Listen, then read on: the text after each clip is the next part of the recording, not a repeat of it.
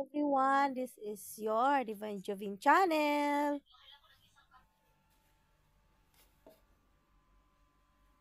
Hi guys, itong mga things na ito is mga toys ito ng aming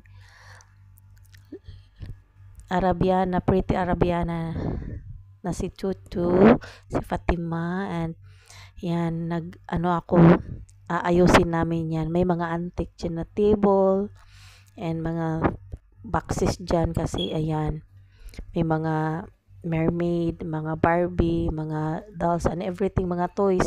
Iba talaga yung mayaman, ang daming toys. Yeah. Yan, meron siyang mga dollhouse. Tapos yung mga boxes na yan kasi nag-start na kami ng pagliligpit ng mga toys niya kasi nga maglilipat na naman kami soon. So, nag-start na kami ng pangkuha na mga gamit na nandyan lang nakatambak sa mga hagdanan. Ayan. Diyan naghahakot na ang lola nyo. Yan. Pakita ko lang sa inyo guys kung ano yung mga ginagawa, mga work. Ayan.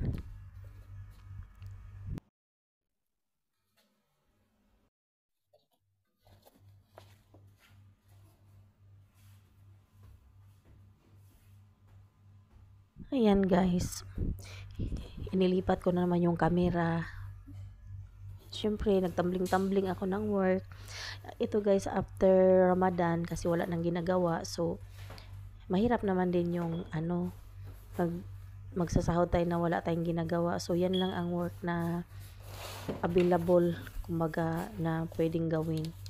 Kasi kung paglilinis man, kasi dalawa naman kami dito. So, ayan.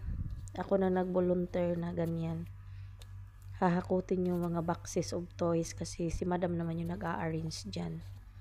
Kita niyo yung mga karton doon sa sa loob. Yan, ang dami talagang, iba na talaga yung mayaman. Oh, tingnan mo yan. Ganda ng toys na yan. Tsaka mamahalin din. Nung maliit pa ako, wala talaga aking toys na ganyan. Ay. Pero dito, nako, yung iba, tinapon na, pinagkukuha na namin yung iba. Yan naman ay mga mamahalin kasi yan.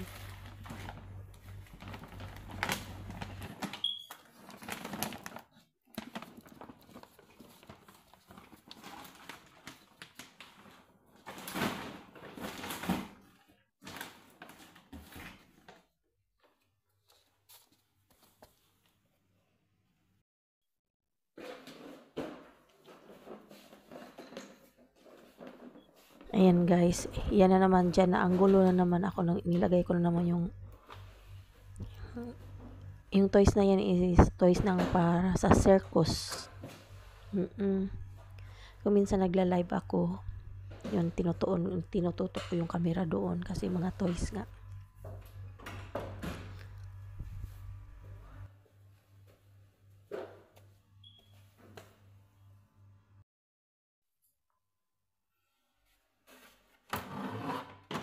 Ayan yung mga dollhouse. Hindi pa yan siya, dapat i-assemble pa yan.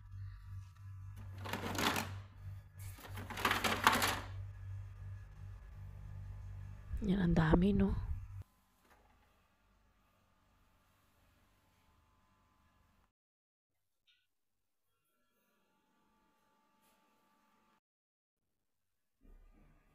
Ayan po, yung dollhouse din na may elevator, yung nasa taas, doon ko yung pinagkukuha.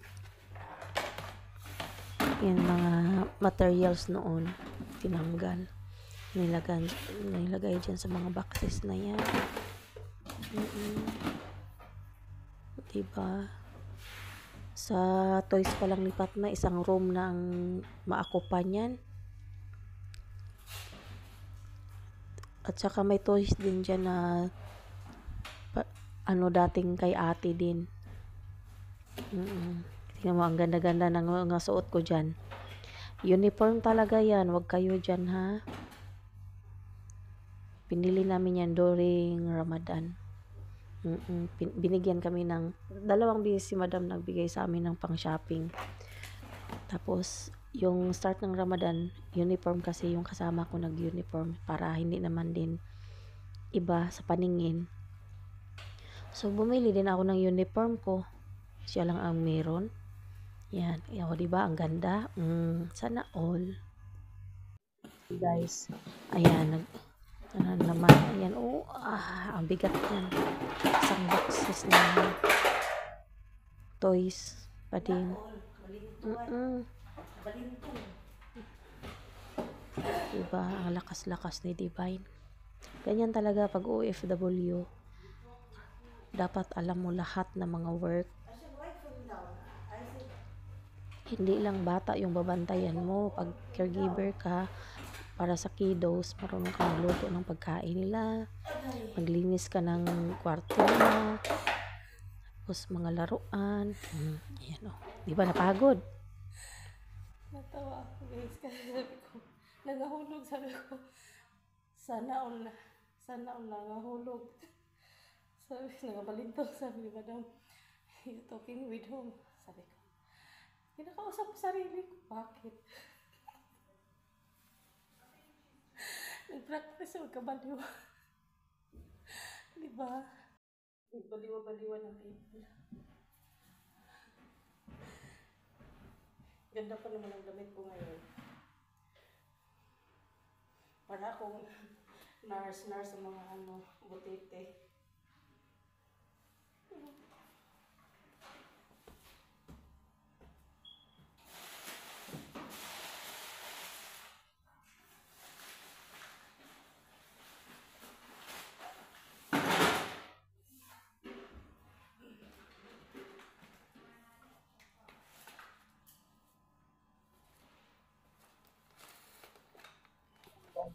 Ayan. Lilipat na naman ang camera. O, sana all nag-evening na talaga dyan. Hanggang gabi na talaga ako. Ginabi na ako dyan. Ayan, ako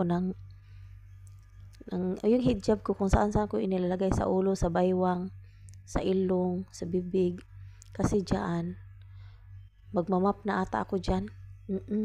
Kasi yung hagdanan talaga, ang view talaga ng harag. Ayan. Hi! O, diba?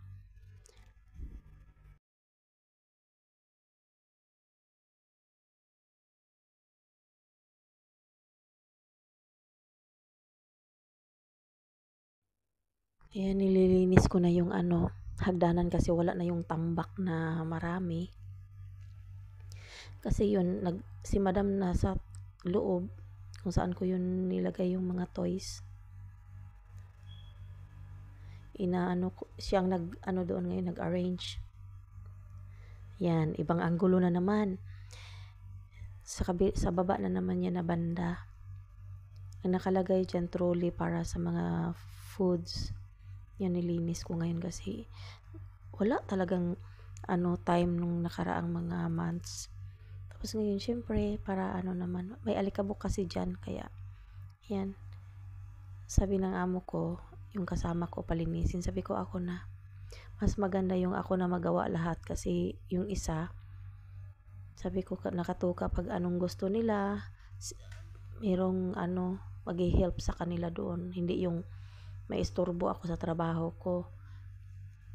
Iba pa naman ako, gusto ko yung tapusin ko talaga yung ginagawa ko para para maging worth it naman, maging okay naman. Siguro dyan mga oras na yung mga 7 p.m. or 8, yun yung time na nagsabi ako na bisibisihan ako, nagkargador ako, tapos kung ano-ano, sana all yan, diba?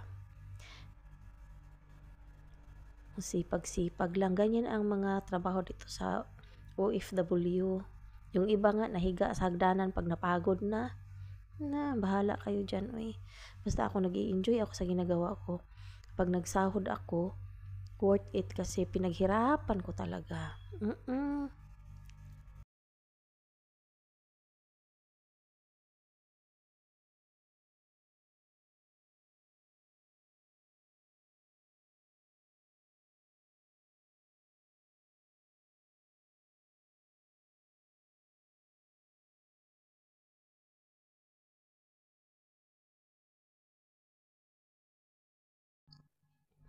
Ayan.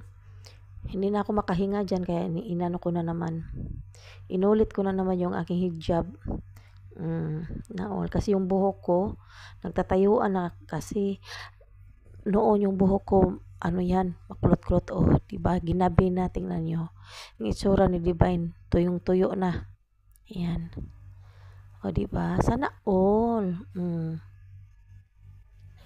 Ayan, arrange na yung ano, ayan, naghahakot na ako yung inayos ni Madam na mga boxes. Ang ganda na talaga.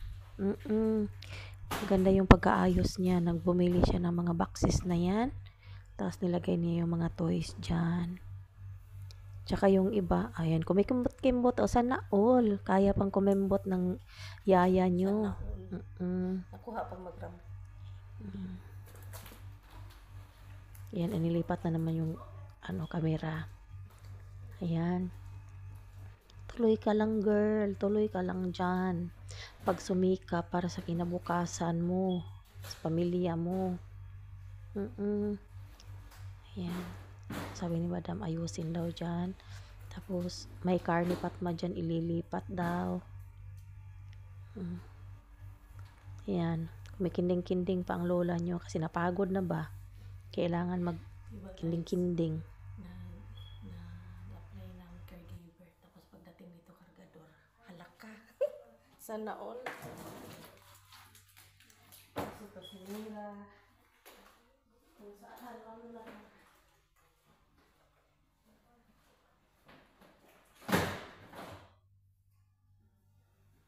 Thank you for watching, guys. This is your Divine Jovin channel. Salamat po. Bye. See you next time.